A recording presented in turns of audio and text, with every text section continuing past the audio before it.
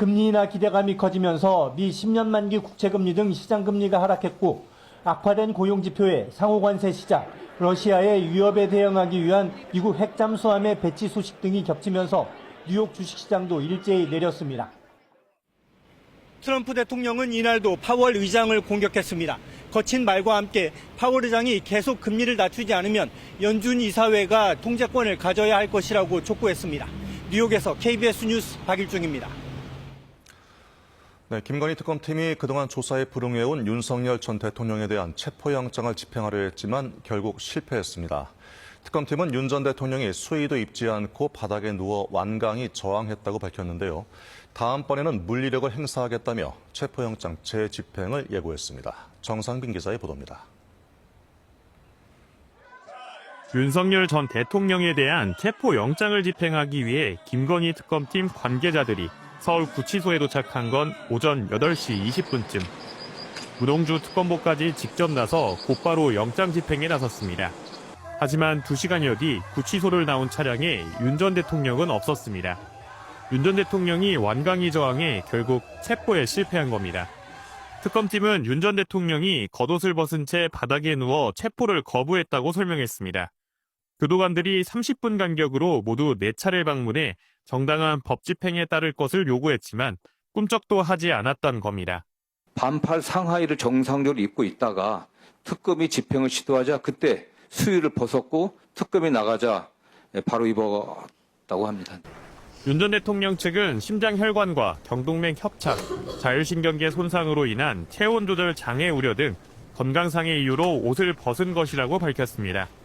그러면서 특검이 속옷 차림 상태를 공개한 건 수용자의 인권을 유린하는 사례라고 주장했습니다. 특검 측은 건강이 좋지 않은 기색이 없었다면서 명백한 법 집행 거부라고 반박했습니다. 그러면서 안전사고를 우려해 자제했지만 다음번에는 다를 것이라고 경고했습니다. 차후에는 물리력 행사를 포함한 체포 집행을 완료할 예정임을 고지하였습니다. 윤 전 대통령은 특검이 철수한 이후 다시 옷을 입고 변호인과 1시간가량 접견을 진행했습니다. KBS 뉴스 정상빈입니다. 네, 푸틴 러시아 대통령이 오는 8일까지 휴전하라는 트럼프 미국 대통령의 요구를 사실상 거부했습니다. 자신을 비판해온 트럼프 대통령을 향해 실망한 과한 기대 탓이라고 말하기도 했는데요. 트럼프 대통령은 푸틴의 최측근이 핵 위협을 언급한 데 대한 조치라며 미군의 핵잠수함 배치 관련 상황을 공유했습니다. 베를린 송영석 특파원입니다. 지난달 14일 50일 내 휴전하지 않으면 러시아에 고강도 관세를 물리겠다고 트럼프 대통령이 경고한 이후 줄곧 침묵해온 푸틴 대통령.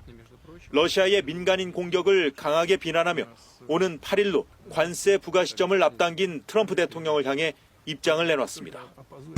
Что касается каких-то разочарований со стороны кого бы то ни было, то все разочарования, они возникают от избыточных ожиданий.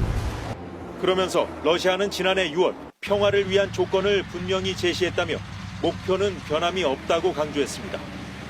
지난해 6월 푸틴 대통령은 우크라이나의 나토 가입 포기와 러시아 점령진의 우크라이나군 철수, 서방 제재 해제 등을 휴전 조건으로 내건 바 있습니다.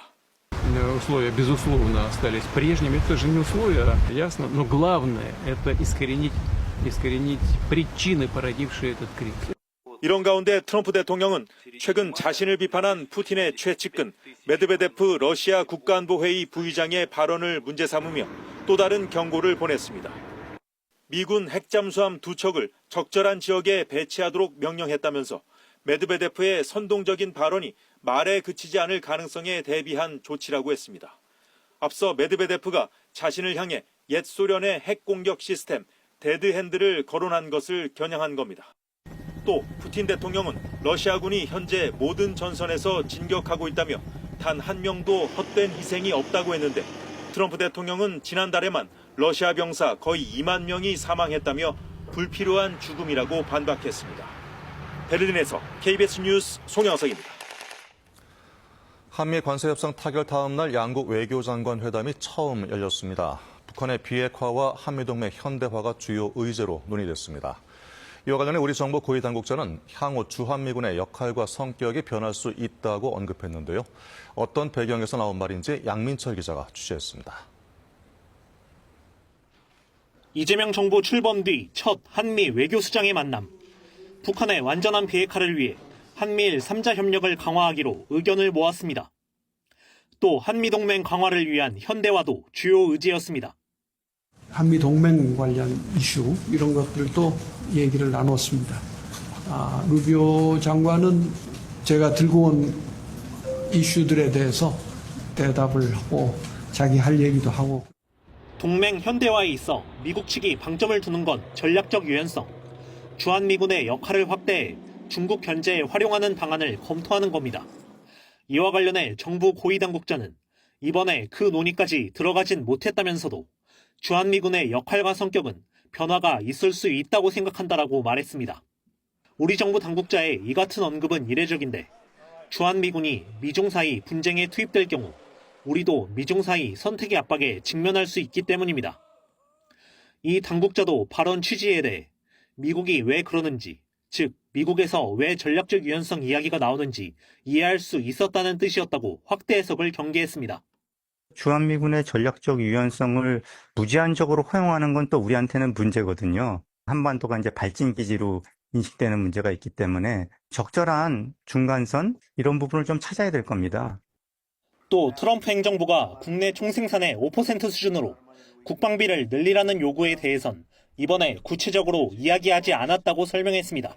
다만 통상 이슈가 마무리된 만큼 미국이 동맹 현대화를 본격적으로 꺼내들 것으로 보이는데 양국의 외교, 국방장관이 참여하는 2+2 협의가 진행될 거란 전망도 나옵니다. KBS 뉴스 양민철입니다. 이번 주말까지는 폭염이 이어지겠습니다. 현재 전국 대부분 지역에 폭염 경보가 이어지고 있습니다. 서울은 14일째 열대야가 나타난 가운데 오늘 한낮에도 35도까지 오르겠습니다. 내일 비가 내리면서 다음 주에는 극심한 더위가 다소 누그러지겠습니다. 내일 오후에 제주도와 충남 서해안, 호남을 시작으로 밤에는 전국으로 비가 확대되겠습니다. 모레 오전까지 시간당 30에서 50mm 안팎으로 강하게 쏟아지는 곳이 있겠습니다. 오늘은 전국에 가끔 구름이 많겠고 오후까지 내륙 곳곳에 소나기 내리는 곳이 있겠습니다. 자세한 낮 기온을 살펴보면 대전과 광주 36도, 대구는 37도까지 오르겠습니다.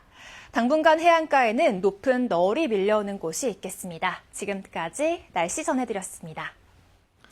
네, 이상으로 뉴스 마치겠습니다. 고맙습니다.